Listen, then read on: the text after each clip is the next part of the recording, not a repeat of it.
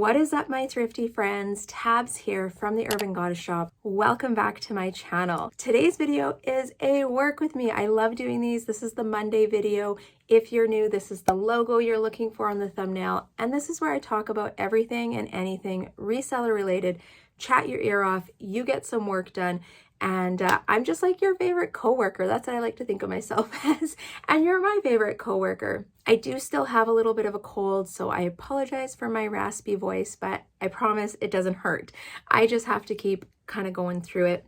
Trying to get better, actually. So if you're new, I'm a Canadian reseller. I'm a mom to 2 girls, a wife. I work part-time in a hospital pharmacy, and I love to sell used clothing. It is my jam here on YouTube. I love to share everything about growing your own side hustle, selling clothing. We're gonna jump right into the video. I have a life and business update.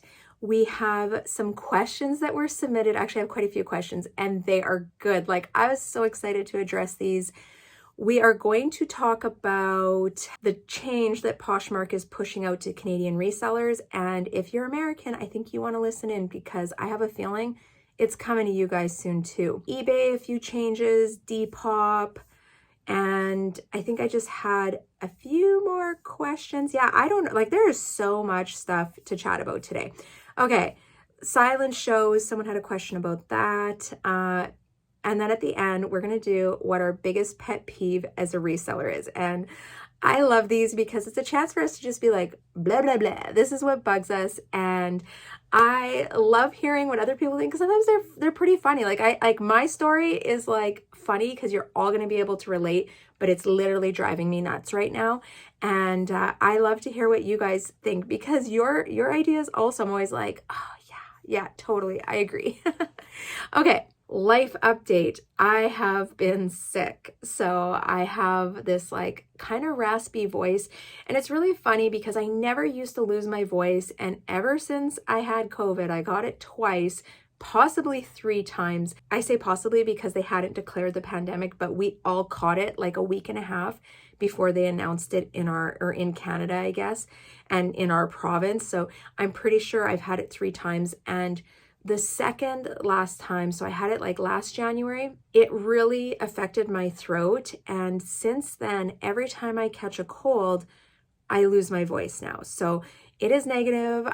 It's just a virus, but I don't know why. It's just ever since I've had it, it's like every time I catch a cold, my voice just goes out. And in like, I'm almost 40, I've never had this happen to me. So it's the only thing I can relate. I don't know if anyone else has caught COVID or had any other like long-term symptoms.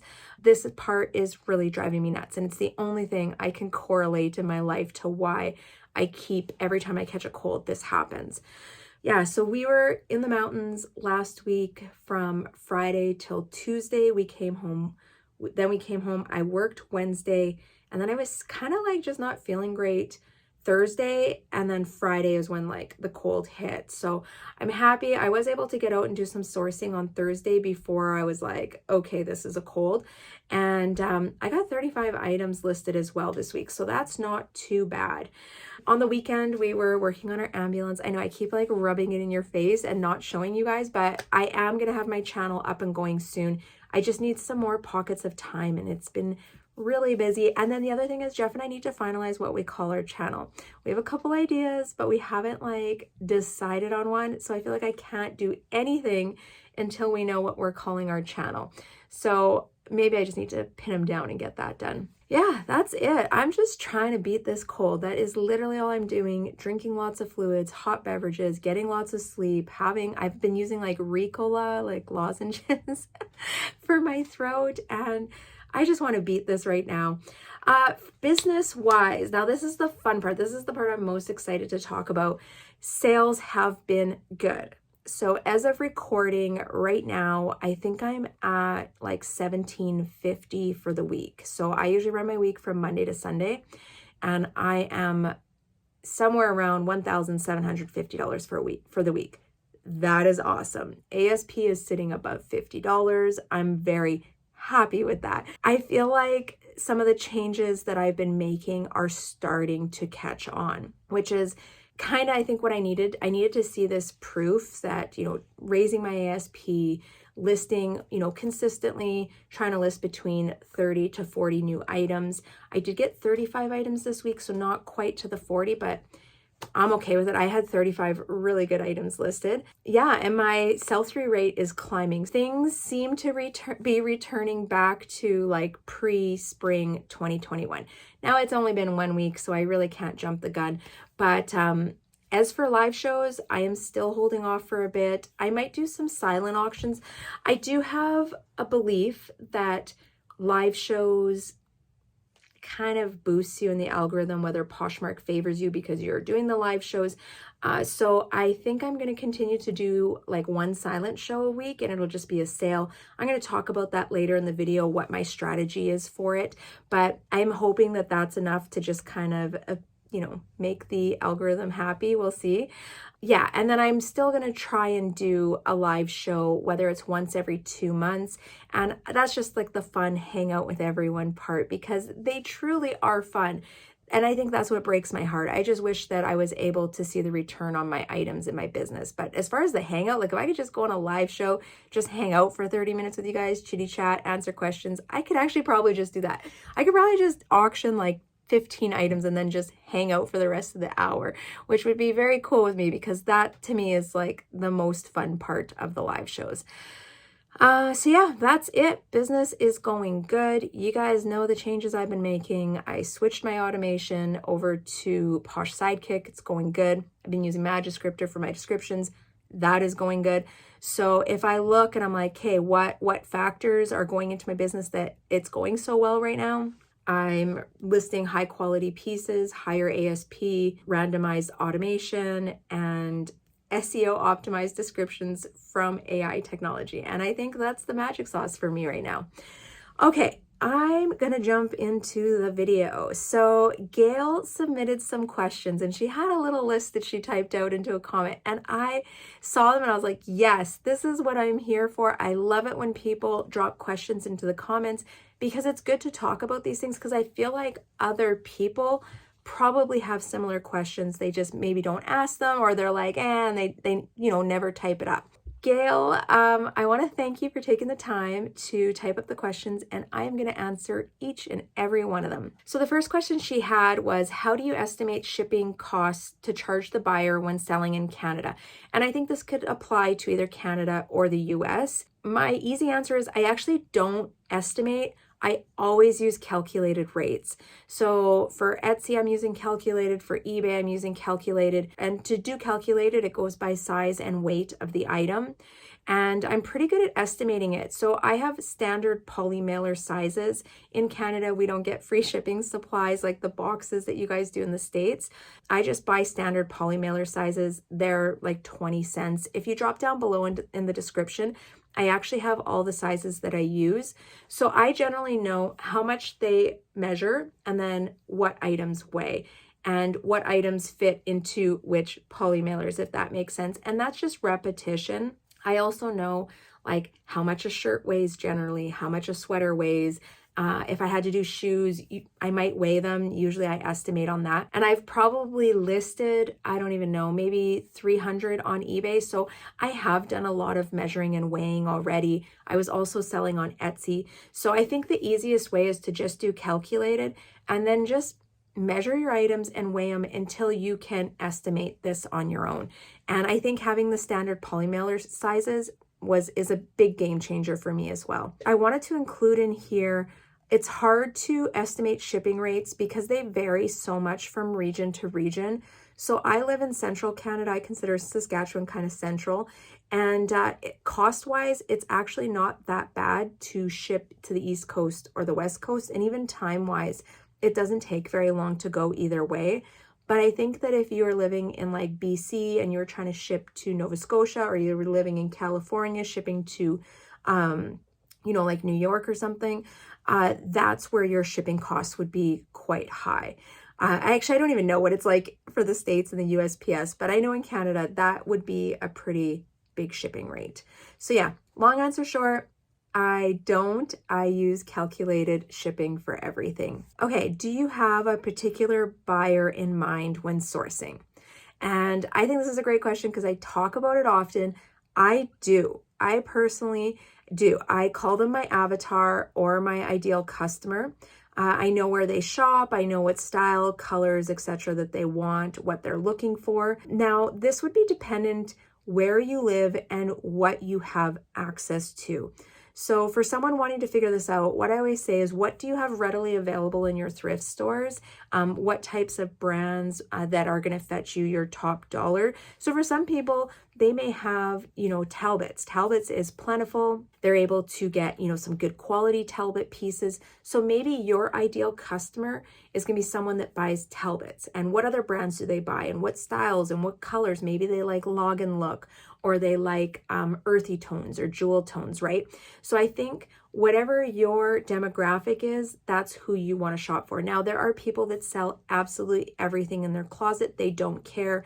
It's everything and anything, and there's nothing wrong with that either.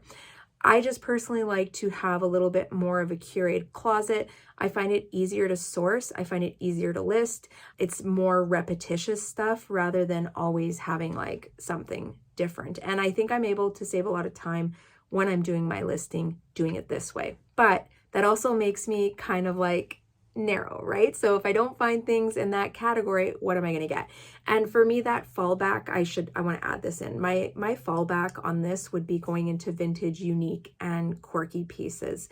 I really love unique, quirky pieces, but I also feel like there's two parts to my avatar. My ideal customer is probably like 20 to 35, I would say. Now, obviously younger or older, doesn't matter, but generally that's the demographic. And they're probably either like a professional, they like to wear, Aritzia, very business casual clothing. Maybe they have a job like they're a nurse or they're a pharmacist, or I don't know, they work in accounting, I don't know. And then I also have the other part of the ideal customer for me, and that's going to be the person that loves to wear like jeans with quirky sweaters and maybe carries like a cool purse, and they're just on their own unique trend. And I feel like that still kind of falls into that age range. And yeah, that's just who I'm looking for. But who I shop for and who you shop for can be totally different things. I think you should base it on what do you have available locally in your thrift stores, your buy sell trades, the bins, wherever you're shopping, right? It just makes your job easier. It's easier to source things that you have close to you. Okay, I hope that helps you. That's another kind of like long answer, but it ultimately is up to you. Is there something you'll never source? Yes, there are lots of things that I will never source. Generally, my rule is items that retail for a low price. So for me, it's like anything retailing under $50 right now. There are exceptions, yes, of course, but generally, if something sells under $50 in the store, I'm probably not sourcing it. Usually I find like tanks, women's tees, things like that fall into this category. Sometimes like sleeveless blouses, they just don't hold the same value. I do prefer, like even in summer, I would prefer booties, ankle booties, and runners over sandals, or like I'll do wedge sandals, heeled sandals over flat sandals. And again, that just goes down into value. There are flat sandals that are worth money, Birkenstocks, worth money, but lots of them, if you have a choice between a flat leather sandal and a, chunky heel wedged sandal, like leather sandal, your chunky heeled one is usually going to be worth a little bit more, but that is brand specific. There definitely are categories that I don't, and it's just based on what they would sell for. Okay, do I have any fave resellers to watch on YouTube? And I love this one. This is a fun one. Okay, so I need to be honest. I'm kind of at the point where I don't watch a lot of resellers. I'm quite content with the knowledge that I have. My business runs pretty smoothly. The only time I'm really watching other resellers is if it's more of like an informative video, something that's maybe a hot topic or I'm curious or I'm interested about, but there's not much that I'm seeking out. But I will shout out some of my favorites. So my favorite Canadian YouTuber is Thrifty Stew, or Danica, you may know her as. She is my real life bestie. So Of course, I love her channel. If you haven't seen her before, I'm going to pop it up here. Head on over, give her a like. She is so close to monetization. Like, if a bunch of you could just go over there and follow her and maybe watch one of her videos, I think that would just be a huge help to her and hopefully help her get to that 1,000 that she's trying to reach. I'm rooting for you, Danica. I can't wait till you get to that point. I love her brand knowledge. Her brand knowledge, like, blows me away. I have been thrifting with her. The things that she spots are incredible. I always tell her, like, I aspire to have shoe knowledge that she has. She is so good at shoes. So yeah, head over to her channel, give her a follow, watch one of her videos. I'm sure you'll fall in love with her. We're also both Virgos, so I need to throw that, very similar personalities. If you enjoy my personality, you'll probably enjoy hers. As for US, there's a slew of them that I enjoy, but it's not limited to this list. So I just quickly went through like my YouTube subscriptions and just kind of went down and grabbed some that I will, these are probably some of the more common ones that I will watch. Doesn't mean I don't watch everyone else. I do watch sporadically everyone else if they have a topic that grabs my eye. Harry Tornado, I love Josh and Haley. I was on a Zoom call with Josh quite a while ago when I first started YouTube, and he was just so inspirational as a reseller and as a YouTuber. So, and a very kind, genuine person. Hustle at Home Mom, Ashley, I love her too. I just love her personality, and yeah, I can relate to her. Not that I have young kids, but just as a person, I feel like I can relate to her. I like Mogi Beth. I love her analytics and her data. I love Becky Park. I took Becky's YouTube course actually, and that was one of the first points where her and I started to be friends, and now we're still friends outside of the course. So she is a gem and her content is awesome. Lori Tata. I always say like Tata, although I think it's just like Tata. I don't know how to say it. Anyways, Lori from Lori's Boston Found, Boston Found, isn't it? I enjoy her channel too. I think she's very laid back, and I love the way she goes through things, and her brand knowledge is really good. Nikki Buys, she's got a lot of gems of information. So if you have never watched her videos, check her out. Rebecca Allison. Rebecca, if you're watching, I absolutely adore you. Rebecca and I both started YouTube very similar times, and we have collaborated on a video, which we should probably do again soon. And she's just like a really positive, lighthearted personality. And these are just a few. If you watch any of these, you're going to notice they probably all have very similar personalities, and these are the people that I'm most drawn to. But yeah, there's so many to try and like narrow them down. There's tons of like up and coming and smaller channels that also have good information. But here is my word of advice, and I put it right into my notes. Take everything as a grain of salt. Pick the pieces that work for you, because we all have different takes, and it really just depends on our business and what we're doing. And we're giving you advice that is in perspective to our world, basically. You know what I mean? Not everything someone says on YouTube is the Bible, right? Come on, we all know that. I hope you guys know I try and be careful what I say on my channel, because I never want to give you guys misinformation, and I pride myself on being a reputable YouTuber. But yeah, I think you just got to do what's right for you. There are basics to reselling, learn them and trust them. Everything else is fluff and entertainment. That's exactly what I wrote. I selectively consume YouTube content related to reselling. Also, like to keep in perspective, I don't have a lot of extra time in my life.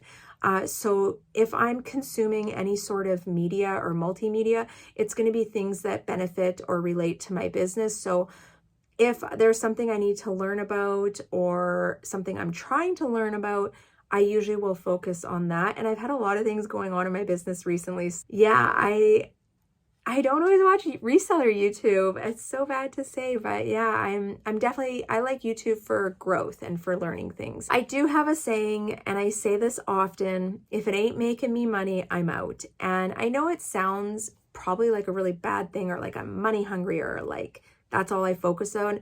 And it's not. When it's my work hours, which when I'm reselling, those are my work hours, I am focused on things that are benefiting my business, you know? And I know you can learn a lot from other resellers, but what I have available locally, I've mastered, and I've been reselling for almost 3 years now. So yeah, I'm good. I'm good. Remember, time is your currency. Spend it wisely. If you spend hours scrolling social media and your business is slacking, stop scrolling and start investing in your knowledge. Knowledge is power in every area of your life. Thank you for registering for my TED Talk. But it's so true. Knowledge is power. I think that I would rather learn about something than sit on TikTok for 2 hours. And that's just me personally. That's like who I am at the core. I'm a forever learner. If I could be a professional university student, I'd probably do it. If I could make good money doing it, I would probably do it, because I just love to learn new stuff. And I think that's why I like reselling in YouTube and why I take on so many different ventures in my life, because I just like to be always challenged and learning new things and mastering new things. It's probably a bad trait sometimes. Okay. Question number 5, can I speculate why there isn't more Canadian reseller YouTubers? I think this is a really good question. I think if you just go by like population, there is a gazillion more people down in the States. So I think naturally that's why there's more YouTubers down there. There have been other Canadian YouTubers, but not very many people stick around for the longevity of it. And part of it is YouTube is a tough job. You're going to do it for a long time and not get paid to do it. And then even when you start getting paid, it's usually peanuts for quite a while. So I think it's hard for people to prioritize time to keep doing it when you're not getting paid to do it. And also I think reselling as like a profession, I guess I'm going to call it, it has a high turnover rate. I think a lot of people jump in thinking that they can do it or they can make it work, and it just doesn't work for them. Or, you know, maybe they can make more money going back to their traditional job, or maybe it just, you know, they're not good at being their own boss. I don't know. I think there's a million reasons why people don't stick with it, but lots of people don't stay with it. And yeah, so I just think there's a high turnover rate as well. I want to add this in here. If you are thinking of starting a channel, I recommend you do it. I recommend you give it a shot. I would say start it now. Don't wait. It's never going to be perfect. It's never going to be a perfect time. And the only way for you to get better is to create more videos. And they always say like I was reading this thing or watching this thing, and it was like with Mr. Beast. And he's like, you can't even call yourself a YouTuber until you've made 100 videos, because the amount of growth that happens in that time, in that first 100, really sets you apart of whether you're going to continue doing it or whether you give up. And they say like 95% of people never make it to 100 videos. They walk away before then because it is extremely time consuming. Usually you have to learn a bunch of new skills to do it, and you don't get paid to do it for quite a while. So it's a tough one. I do think that, if it's something you're interested in, you should just start and do it. Here's a fun fact. Our niche, like of reselling, is one of the highest paid niches in YouTube. It's like us and finance. That is crazy. People that do finance advice and finance videos, they make really good money on their videos. Resellers, same thing. Once you can start growing, it's a pretty good side hustle. It's pretty good income. I think if you enjoy being on camera and you're okay learning some new skills and you feel like you have something you want to share with people, give it a shot. It's not as bad as people think it is, and it's a lot of fun. And I think it's just, it's a good way to grow, and I enjoy the community. I love the community on here, and I actually prefer YouTube as a platform over any other platform that I use right now, including like Instagram, TikTok. I guess that's it. Facebook. I don't even like Facebook. But yeah, definitely I choose YouTube over Instagram and TikTok. Number 6, have you heard of Carrot, and any thoughts? I truthfully had no idea what Carrot was. I had just looked it up. It's actually not in my province, but here's my 2 cents. I'm not big on putting my energy into smaller platforms because their audiences are a lot smaller. So the scale of sales usually, not always, but usually won't be to the expectation that I have. Also, it looks like Carrot to me is more of a local one. So I would only have access to local people. And I think if I was going to sell locally, I'd probably have more luck on Facebook Marketplace than I would going on to Carrot. And then the last question was, what are my thoughts on Facebook Marketplace as a selling platform? So personally, I like it. Although I don't sell as much over there, I don't cross-list as much over there, not even for any particular reason. It's really not difficult to do local sales.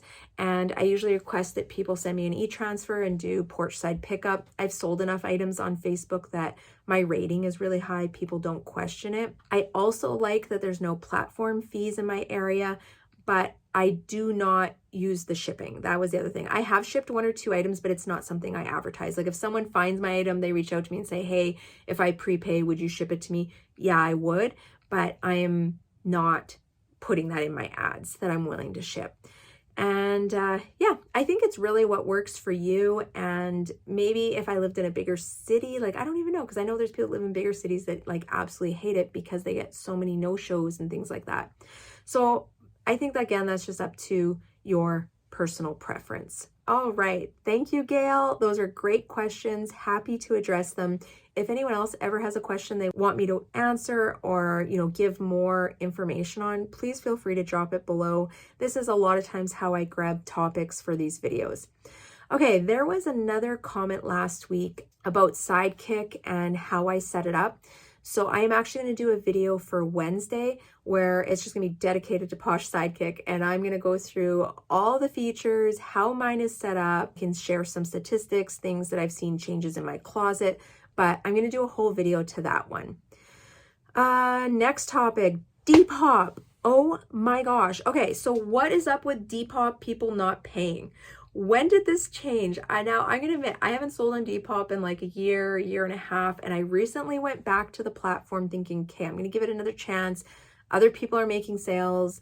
I am a firm believer in the more eggs you have your baskets in, but I haven't sold one item since listing over. Now, I do not refresh all my items every day, and maybe that's one of the factors as well. But I've also had 2, possibly 3 offers in the last month where I have accepted it and they do not pay. They do not follow up. Like there's nothing. To me, that's just annoying. Like that's more than what I get on eBay. So for that reason, I am actually going to be no longer selling. I think I'm going to mark all my items not for sale. I am going to keep it open, but I'm not going to actively sell on there, and I'll keep it open in case I change my mind at some point. But right now, I just have a hard time putting more energy into another needy app. I feel like Poshmark is needy enough, not needing to add Depop to that. And I don't think I actually source a lot of items that are of the genre for Depop. And even some of the prices I look at for the items that I sell, I'm like, yeah, I can't sell them for that much. So I don't know. My own personal experience, I am going to be pulling from Depop. Now I'm going to be focusing on Poshmark, eBay, and I'm kind of reconsidering Etsy too right now because I haven't had a sale on Etsy in like, I don't know, 2 months and not even a whole lot of activity. So yeah, I'm not putting much energy into that. I'm really going to start pushing eBay for me. I'm cross-listing everything over to eBay. I've had 2 sales in the last week. That is awesome. On the eBay topic, we all know if you're an eBay seller, they announced that they were increasing the fees to US resellers or to US sellers.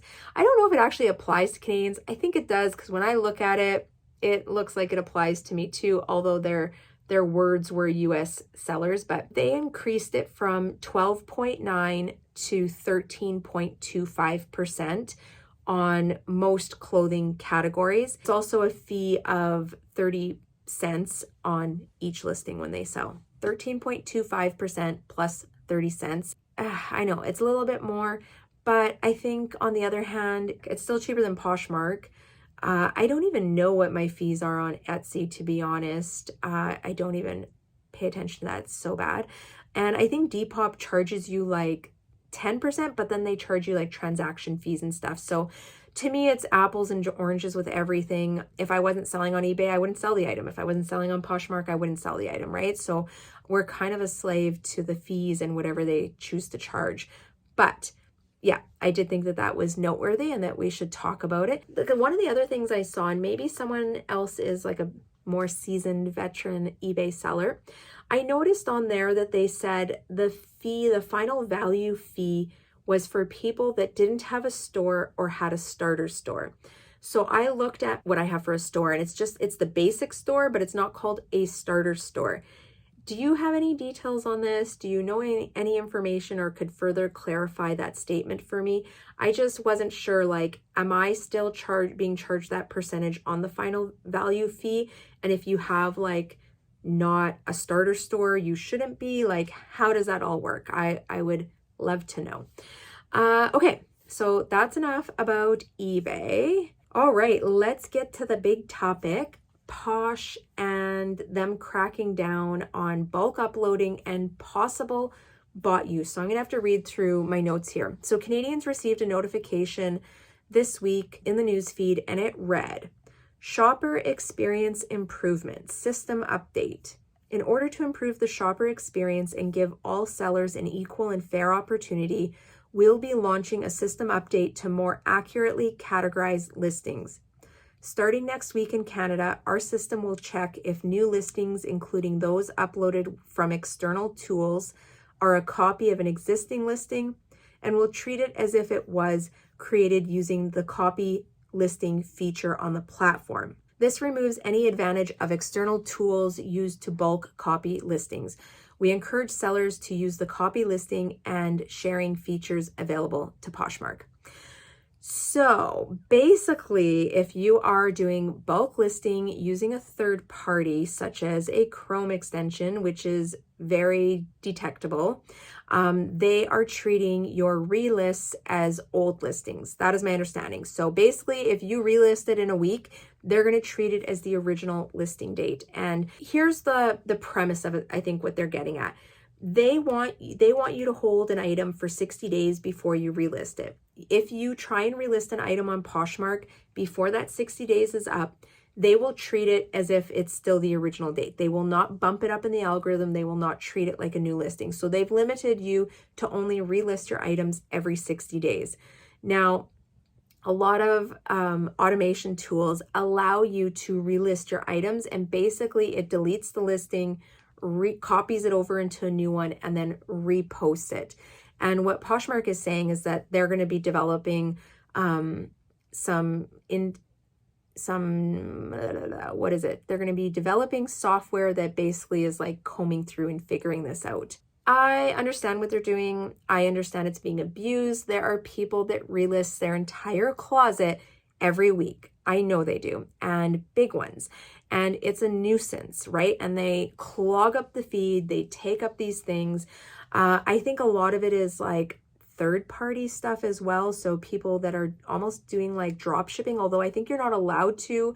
I have found closets on there where I'm like, I'm pretty sure this is being shipped from overseas. Like, I don't know. Some of the stuff, you know what I mean? It's like DHgate stuff. Anyways, there are people abusing this feature and doing the relist feature. And I think they're just trying to crack down on that. But as far as them deciding to police it, I think that that's a joke. Like, for me, how about we focus on, if you want to make a shopper's experience better, how about we work on the search? How about we have a search that actually works?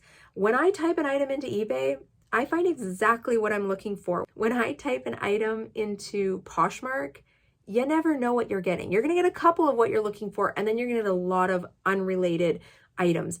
And I think it's part of how they select keywords from titles and descriptions and categorize and prioritize items. If you want to improve the shopper experience, I would say we start with the search. We make the search so it works, so that when someone comes onto the website and they look for an item, they can find it, and they can find all the items that are related to it. I think a lot of people get turned off by when they're like, ooh, can I get a Patagonia jacket? And Old Navy shows up and Zara and whatever else crap shows up.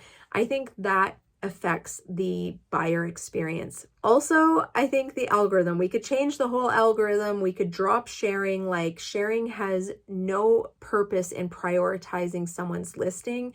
And that's what makes this broken. That's why people use automation, because Poshmark set all these like imaginary rules and things that we have to follow. It's just time consuming for everyone. So yeah, I don't blame people for using automation that have bigger closets. Like for me, I always tell someone, if you have more than 150 items, I would probably use automation, just because otherwise you are spending so much time on your phone to share your closet, make sure you're liking, make sure you're sending offers to likes, like all the activities they want us to do. It's ridiculous. It's really ridiculous. The other thing was, I have been trying my best not to poop on Posh lately, and I've been trying to just be like neutral, and there's things about them that upset me or that I don't like, but I don't think that this is best use of the new software engineer partners that we have. Like, Naver needs to take a little bit better control, and instead of talking to Manish and the Poshmark head office people that have always been making the decisions, I think Naver would be better off to try and talk to some resellers, try and talk to buyers, and figure out what can they do to improve the user experience, because I don't think Poshmark has their priorities lined up. I don't think I don't know. Actually, I don't even know what they think. But out of all the things that we could work on to improve, this is it. This is what they have decided to improve the shopper experience. And it just blows my mind. The other thing that I think would improve shopper experience is that if you do not reply to questions, even if it's a sorry, I can't measure or whatever, if you do not reply to questions or to comments that people leave or whatever, or acknowledge or at least mark them as spam, like, that should go against you. They should pay attention to that. Like, I've gone on to listings. Jeff wanted a pair of steel-toed Blundstone boots for work, and I was like, let's just see if we can find them on Poshmark and save like $100. We found a pair, and the guy literally had like 20 comments of people asking questions. He was not replying. He did not reply to any of them. He did not mark any of them spam. The boots were still sitting there. It was a stale, dead listing. Probably someone that downloaded the app, thought they could do it, and then were like, I'm not going to do this, deleted the app. There are so many stale listings, and I think that would be a first place to start. How about if your listings are older than 6 months old, they automatically get deleted? That forces people to relist before 6 months, but also maybe changing it from 60 days to 30 days, because I think 30 days is a much more reasonable amount of time. And then putting like a date stamp on the listing so that people know when they're shopping when that was listed. I also know when I'm going through that I need to relist that soon, right? Or have like a tab in the, seller insights or whatever. These are the listings you have that are expiring soon or that are reaching the 30-day mark. It's much easier for you to go in and relist. I think if they made some of these things just a little bit easier for resellers, people wouldn't be forced to use automation, but like, nothing on the app is easy. And I think the reason why they have so many sellers on Poshmark, if you ask anyone, it is because it is easy to sell on. As soon as they become not easy to sell on, people are going to go to other platforms. And I think they've already lost a lot of people with just the algorithm changes in the last year and the changes that they've been making. So I don't know. I wrote down here, make it make sense to me, like literally make it make sense to me. And I know they announced it to Canadians, but I've also heard that they have been doing some stuff in the US in the background. Yes, they are rumors. I do not have anything confirmed. If you're having really slow sales and you bulk relist often, I would maybe start reconsidering what you're doing. Okay, one little tidbit I want to add into here. I do have some good news for you. If you are still wanting to use relist, delist features, Posh Sidekick is completely safe to use. I am still using it. I have no worries with it. And they do not allow bulk uploading. So they're uploading their relist delist is based on the timestamp of when you listed that item. So I do have my closet set to relist every 30 days, but it is so random. Like, it's at different times all the time when items are relisting. And I also set mine to randomized relist. So fun little feature.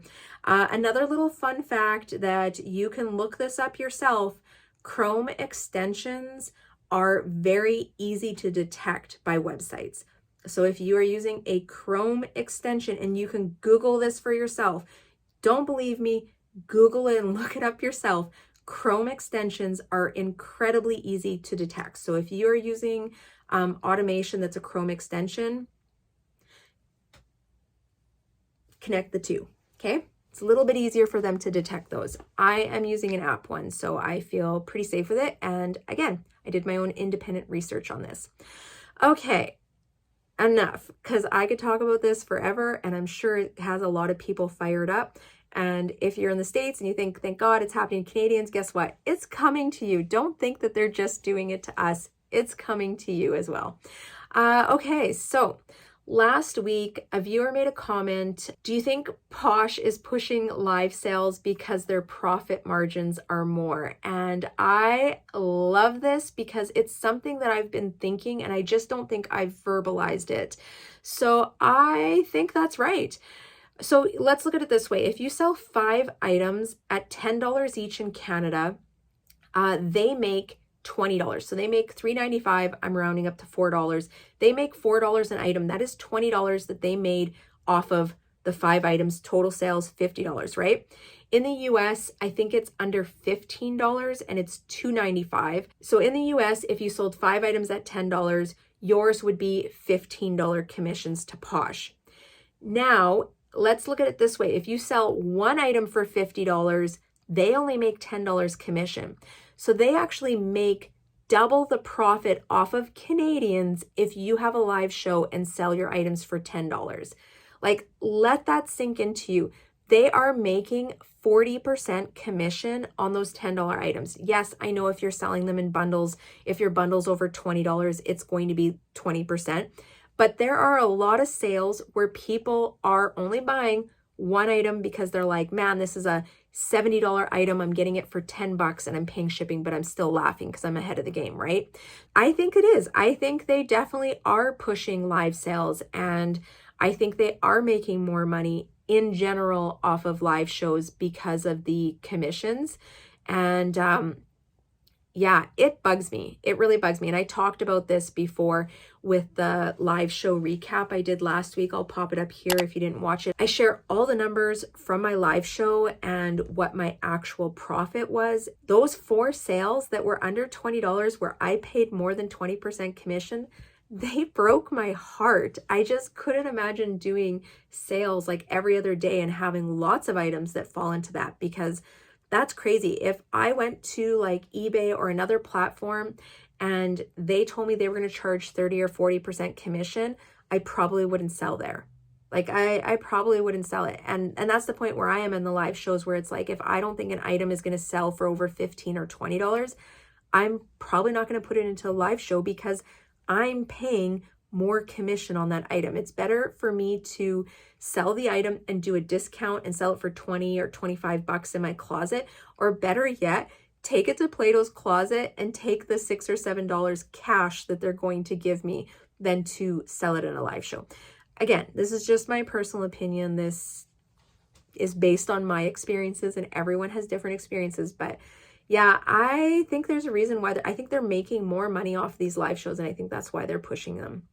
I did have another question too about shows, how to run a silent show, and they wanted a step-by-step. I've tried different methods of silent shows. One issue I know that I have personally is that usually when I do a silent show, it's a pop-up, and I'm not giving people, you know, a chance to bookmark it or build up an audience for it. So that may also play into the failures of my shows. But typically when I do a show now, it's just running a sale. I ran a Lululemon sale, 40% off list price. I ran an Aritzia sale, 40% off list price. To be honest, I made like 1 sale in the Lulu show, and I made 1 sale in the Aritzia show. They did take me about half hour to run each. Not bad, but I definitely think that I'm running them now more just to make the algorithm happy. If Poshmark wants people to do shows, okay, I'm going to do a silent show. And if nothing sells, nothing sells.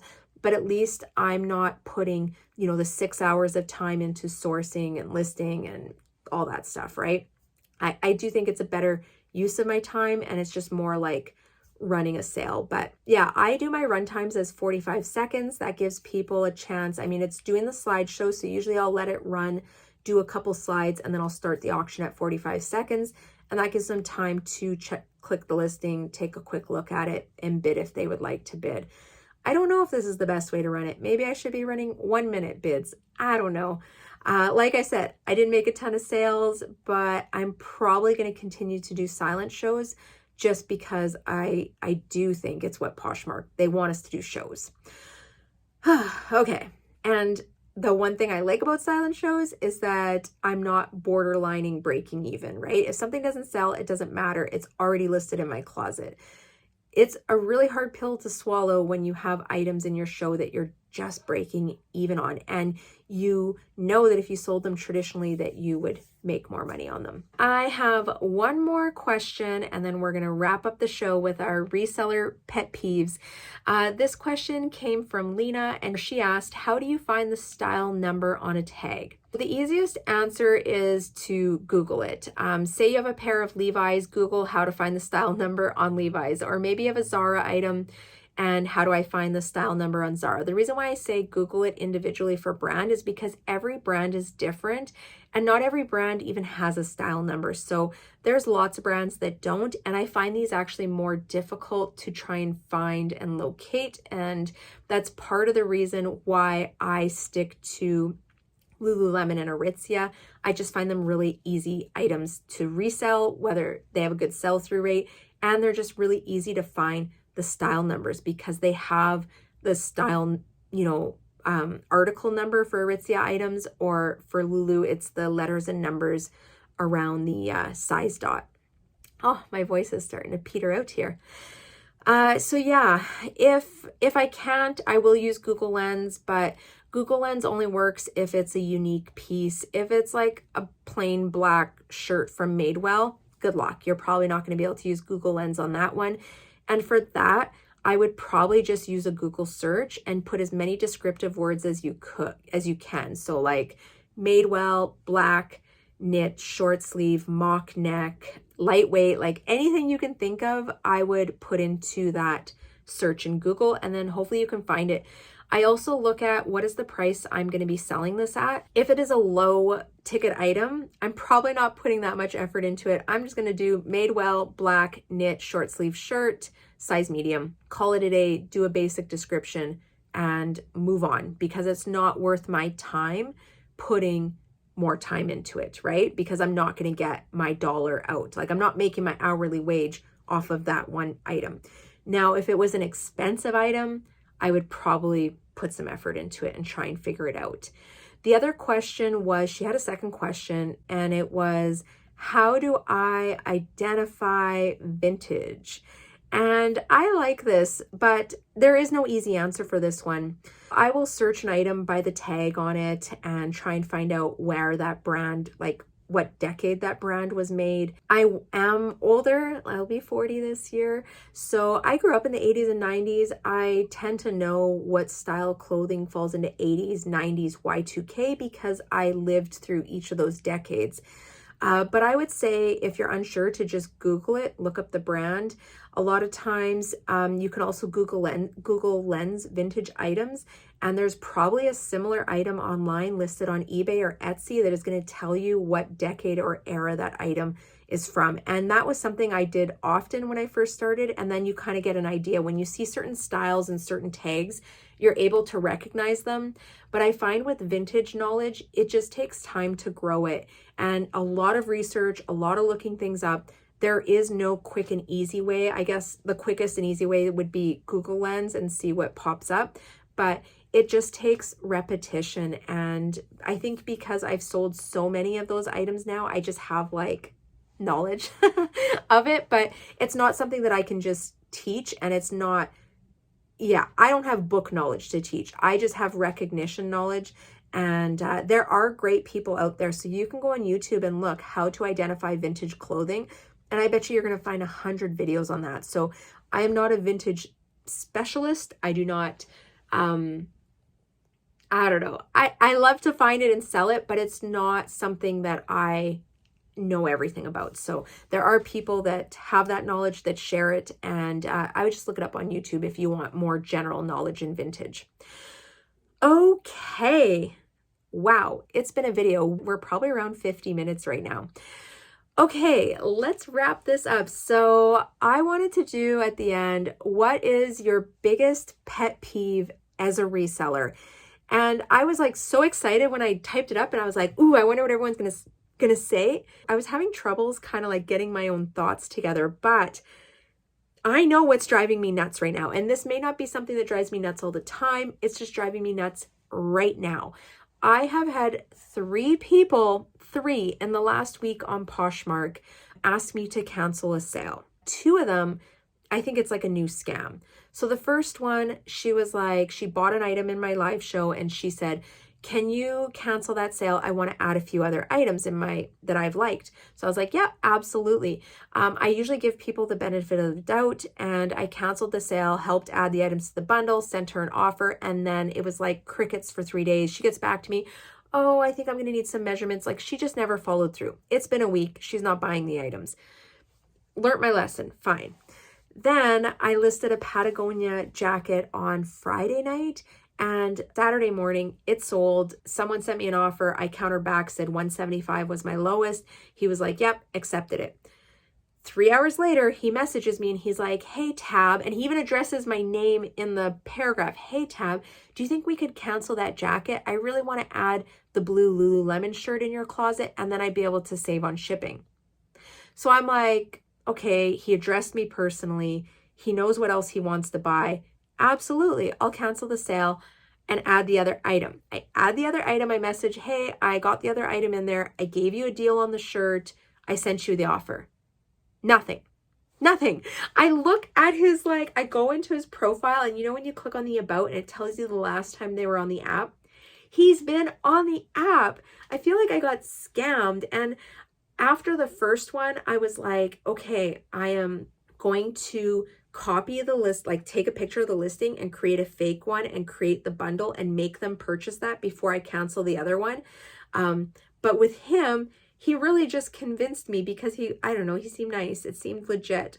No, doesn't buy it. I'm like, so 2 times they've convinced me to cancel the sale. And to be honest, if people were just like, hey, I changed my mind, I don't think I want that item, sorry for the inconvenience, or sorry to waste your time, something like that, I would probably be like, yeah, that's fine, I'll cancel it, right? Because I don't really want the case.